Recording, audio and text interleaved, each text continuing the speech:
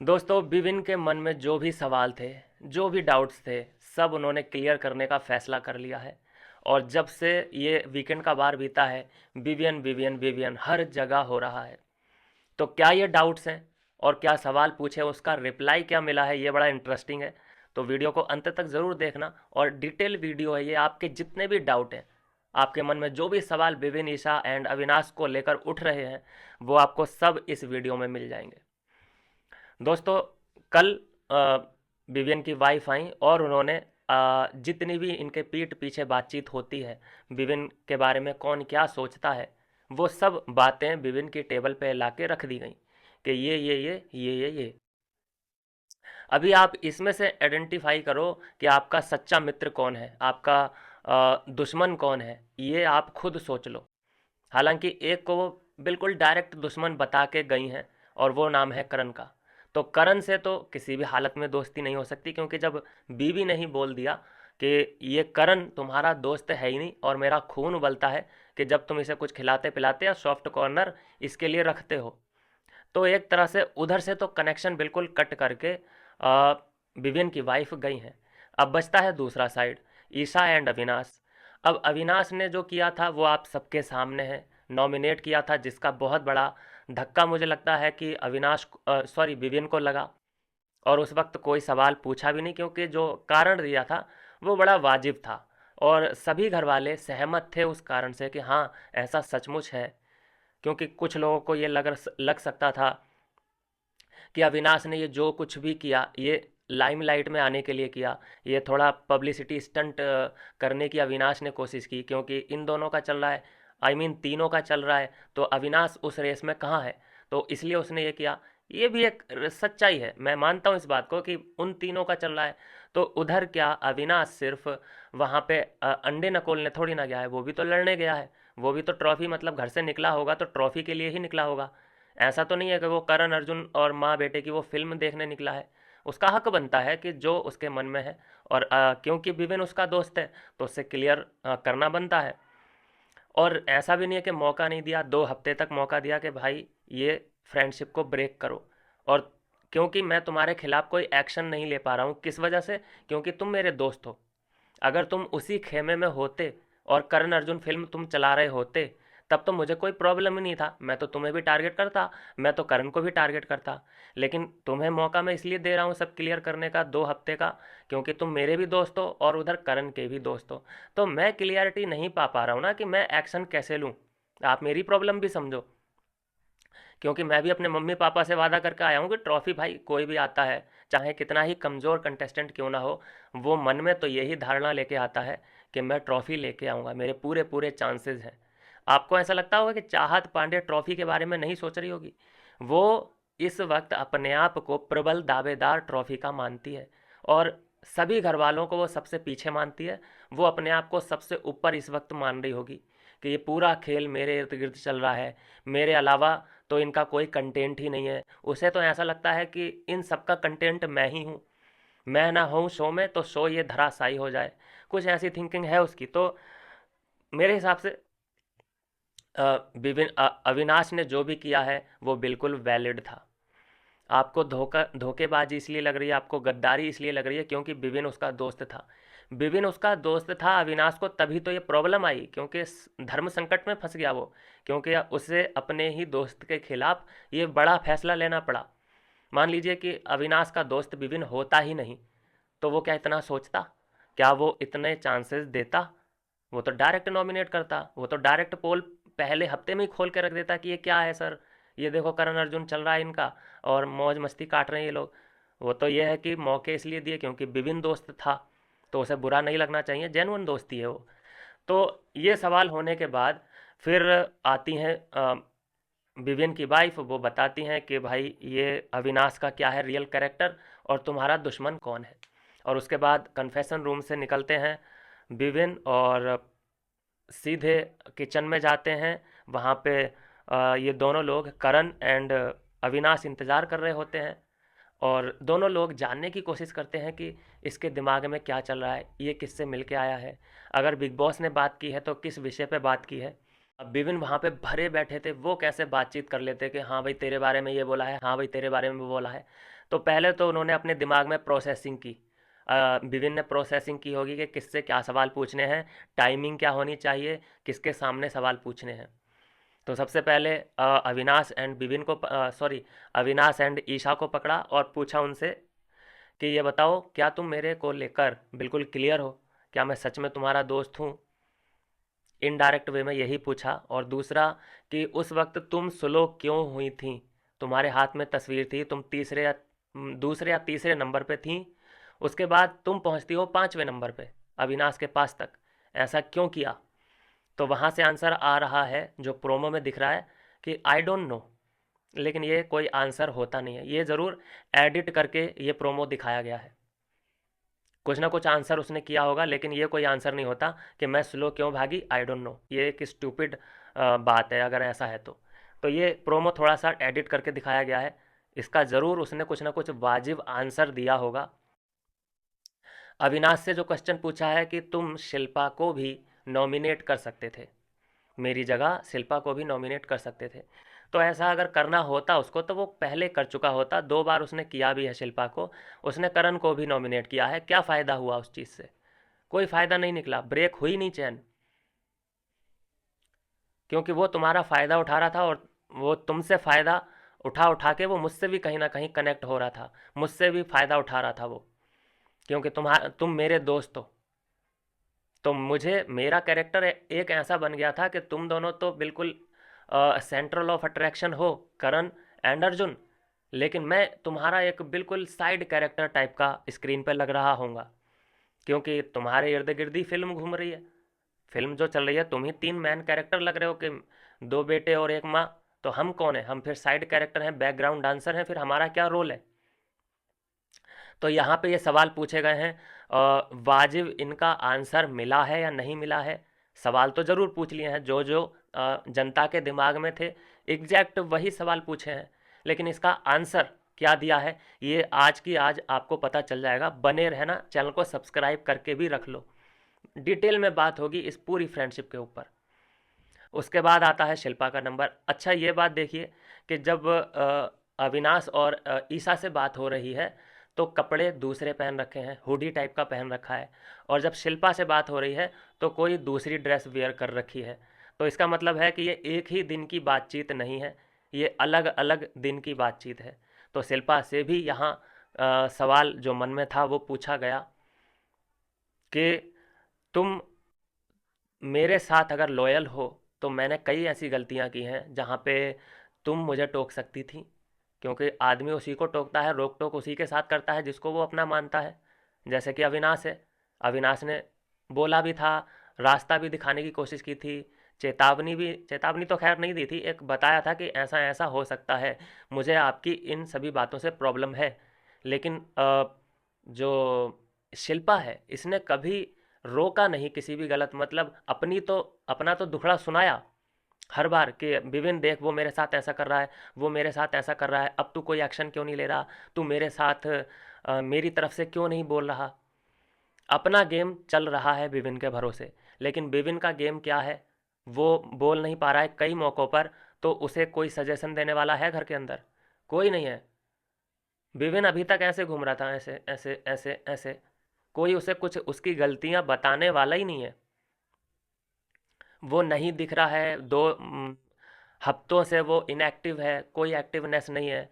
तो सिर्फ जो अविनाश है उसने सही रास्ता दिखाया था कि हाँ लग तो मुझे भी रहा है कि मुद्दों पे थोड़ा सा कम पकड़ हो रही है आपकी। ईसा से पूछा तो उसने एज ए रिस्पेक्ट नहीं बोला, क्योंकि वो रिस्पेक्ट करती है। अब ये बोलती वो कि नहीं तुम मुझे नहीं दिख रहे हो, तो वो अच्छा भी नहीं लगता ना कि एक ई साहब बोल रही है इतने बड़े एक्टर से कि तुम दिख नहीं रहे हो, तुम्हारी इन्वॉल्वमेंट कम हो गई है। तो एज ए रिस्पेक्ट उसने ये बोला नहीं, उसने रिस्पेक्ट के साथ बोल दिया कि नहीं औरों के मुकाबले में देखूं और जैसे और लोग खेल रहे हैं उनसे तो कहीं ज़्यादा आप एक्टिव हो। लेकिन वो एक्टिव ना रहने की वजह तो आपको पता ही है वो क्या है। एक तो पहली बात कि कोई ऐसा पता ही नहीं चल रहा है कि मेरा गेम कहाँ है, कहाँ पे मैं जा रहा हूँ, कोई रिव्यू भी नहीं, कोई हिंट भी नहीं। और दूसरा आ रही थी फैमिली की याद, आप सबको पता है।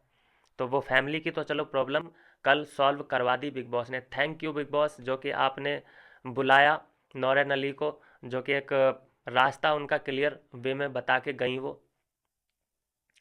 तो यहाँ शिल्पा कहती हैं कि जितना तुम अब बोल रहे हो कन्फेशन रूम से निकलने के बाद, उतना तुम पिछले 50 दिन में तुमने बोला ही नहीं है कुछ भी।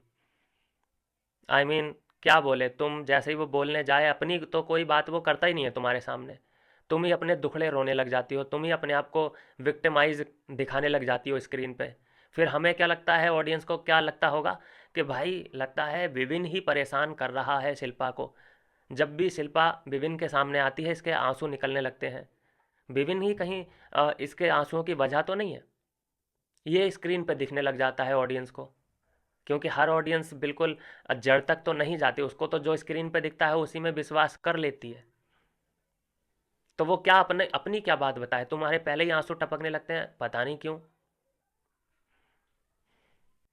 तो ये है। और उसके बाद जो एक सबसे मेजर बता के गई हैं कि करण तुम्हारा दोस्त नहीं है। अब देखो, पहली बात मैं आपको बता दूं कि इसमें जब ये सवाल उवाल पूछे जा रहे हैं और ये सब कन्वर्सेशन इनकी हो चुकी है, तो सब कुछ ठीक भी है। इसका ये आइडिया मत लगाना कि अविनाश और विपिन में दूरी बढ़ चुकी है, अब ये लोग एक दूसरे से बात नहीं करेंगे। ऐसा कुछ नहीं होने वाला है। तीनों लोग ये साथ हैं, इन्होंने जो कन्वर्सेशन की है वो एक क्लियरिटी के लिए थी। एक बिल्कुल हर किसी के बीच क्लियरिटी होनी चाहिए। मिसअंडरस्टैंडिंग हर रिश्ते में हो जाती है, लेकिन आगे वही लोग बढ़ पाते हैं जो मिसअंडरस्टैंडिंग को क्लियर करके आगे बढ़ते रहें। जो एक दूसरे की गलतियों को नज़रअंदाज करके आगे नहीं बढ़ पाते तो वो आगे ही नहीं जा पाते। लेकिन हाँ, गलतियाँ ऐसी हों कि माफ़ करने लायक जैसी हों। ये नहीं है कि तुम एक्सट्रीम लेवल की कोई गलती कर दिए हो और फिर तुम ये एक्सपेक्ट करते हो कि हाँ माफ़ी मिल जाएगी। कई गलतियाँ ऐसी होती हैं ज़िंदगी में, जैसे चीटिंग एक बहुत बड़ी गलती होती है रिलेशनशिप में किसी के साथ। अगर तुम उसे चीट करते हो तो ऐसी गलतियों के लिए कोई माफ़ी नहीं होती। तो क्या इस गलती को माफ़ कर दिया है? मैं उस गलती को तो नहीं मानता, मैं गलती जो नॉमिनेट किया वो कोई गलती नहीं थी। ये जो मिस्टेक हुई वो स्लो भागी, क्या स्ट्रैटेजी थी, ये अभी मैं इस पे टिप्पणी भी नहीं करना चाहता क्योंकि पूरा मैं वीडियो देखूंगा। अगर आज प्रोमो में आ जाए तो आ जाए, नहीं तो हम शाम को तो रिव्यू करते ही हैं, रात को तो रिव्यू करते ही हैं। तो मैं उस पर कमेंट तभी कर पाऊंगा कि इसमें आंसर क्या दिया है, इन लोग की स्ट्रैटेजी क्या थी। क्योंकि वो तस्वीर लेते वक्त उससे पहले ही इन तीनों में कुछ ना कुछ प्लानिंग खिचड़ी पकी थी। वो खिचड़ी क्या थी वो जानना बड़ा ज़रूरी है। तो इनके बीच सब कुछ सॉर्टेड है, टेंशन लेने वाली बात कोई नहीं है। विविन का अगर कोई दोस्त मतलब दुश्मन है, अगर कोई दुश्मन है तो वो सिर्फ और सिर्फ करण है। क्योंकि नॉरेन एली ये बोल के गई हैं कि क्लियरली कहा है करण ने कि वो मेरा दोस्त नहीं है। हम 10-12 बार मिल चुके हैं, हम फुटबॉल खेल चुके हैं, लेकिन उसके बाद भी कोई ये अजम्पशन ना बना ले कि वो मेरा दोस्त है। देखिए ये वीडियो, देखिए वो वीडियो वायरल हो चुकी है। Karan has stated very clearly he is not your friend. Why you are having a soft corner for him? It boils my blood. Close friends, ठीक है, कई close friends बहुत कम है, मतलब गिने चुने. Then they are friends, then they are close acquaintances. Friend इसका आज तक So I कोई नहीं fill बना। up the room because some people. फिर जब मैं लोगों को बुलाता हूँ ना, those are called junior artists. Junior artist ठीक है, they बोला might ही think विभिन्न मेरे को। दोस्त है, मेरे हेड पे वो मेरे लिए junior artist. उसको बोला मैंने, मेरा दोस्त वोस्त कोई नहीं है वो, अगर तुम सुन रहे हो 10-12 बार मिले नहीं होंगे बाहर, हम बचपन के दोस्त हैं, मेरा मेरा कुछ, उसको बोल देना भाई। वैसे ये मिलते थे और एक ही रूम में कई लोग थे ये साथ में, तो ये अपने आप को मानता था उन लोगों का, अपने दोस्तों का मास्टर। और ये उन लोगों को, जो इसके दोस्त हुआ करते थे, दोस्त ये मानता ही नहीं किसी को, ये मानता है जूनियर आर्टिस्ट। ये बोल रहा है कि मैं विविन को जूनियर आर्टिस्ट के रूप में देखता था, चाहे वो मेरे को दोस्त माने, बेस्ट फ्रेंड माने। इसने बोला ना, इसकी सिर्फ और सिर्फ लड़कियां ही दोस्त बनाता है ये लड़कियों को ही दोस्त बनाता है। आप बाहर देखेंगे तो इसकी जो लिस्ट है उसमें ज़्यादातर आपको सना खान, शिल्पा शिंदे, हिना खान, ये सभी फीमेल फ्रेंड ही मिलेंगे। ये लड़कों से दोस्ती, आप बता दीजिए मुझे, घर के अंदर बता दीजिए कि कोई ऐसा इसका बेस्ट फ्रेंड लड़का बना है क्या? नहीं बना है, क्योंकि लड़कों की ये फ्रेंडशिप झेल नहीं सकता। सर्च किया है मैंने, ये लड़कों का कभी भी बेस्ट फ्रेंड नहीं बनता, फ़ायदा नहीं है ना उनसे। बहुत बड़ा ठरकुल्ला आदमी है ये। 45 ईयर की एज में ये प्यार तलाश रहा है, और इसकी लव स्टोरी पे लोग सोशल मीडिया पे इतना बातें बना रहे हैं कि हाय चुम्बीर चुम्बीर चुम्बीर। ओ यार, ग्रो अप मैन। क्या लव स्टोरी कभी देखी नहीं है? के ड्रामा देख लो भाई, उसमें फ्रेश लव स्टोरी देखने को मिलेगी।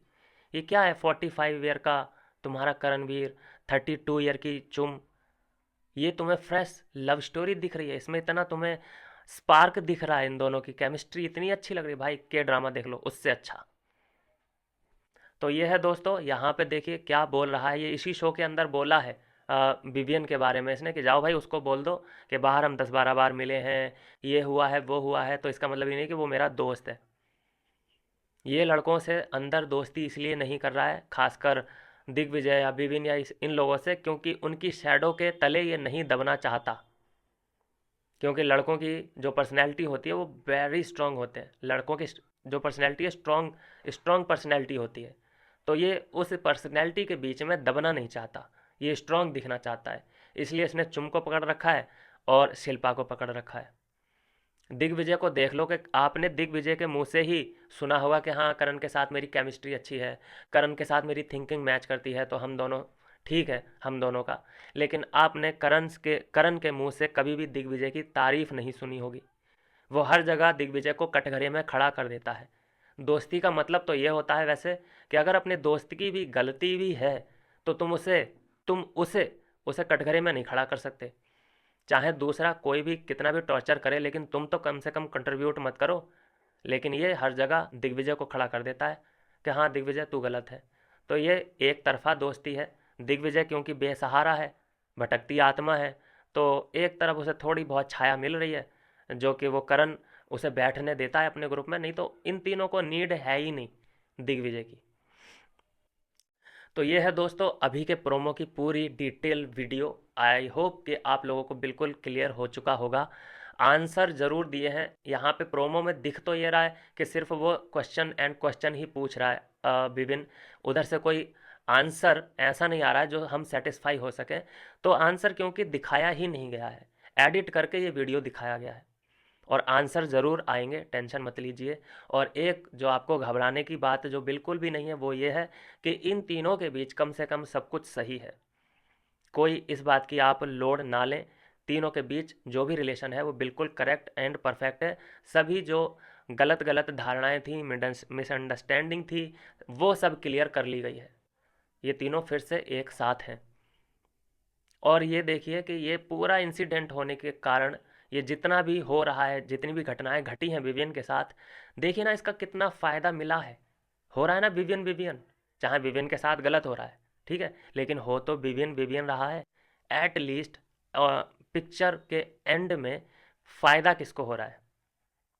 इन सब का फ़ायदा किसको हो रहा है? विवियन को हो रहा है कि नहीं हो रहा है? हम लोग किसके बारे में बात कर रहे हैं? विवियन के बारे में कर रहे हैं नहीं कर रहे हैं? तो ये फ़ायदा हो रहा है। और ये शुरुआत कहाँ से हुई? अविनाश ने शुरुआत की इसकी, अविनाश ने ही शुरुआत की। तो सोच लीजिए कि गेम कितना आगे तक आ चुका है विवियन का, अविनाश की वजह से। पूरा सोशल मीडिया भर चुका है, विवियन विवियन विवियन हो रहा है। पूरे हफ्ते से विवियन अविनाश हो रहा है। ये पूरा क्रेडिट जाता है अविनाश को। मिलता हूँ नेक्स्ट वीडियो में नई अपडेट के साथ।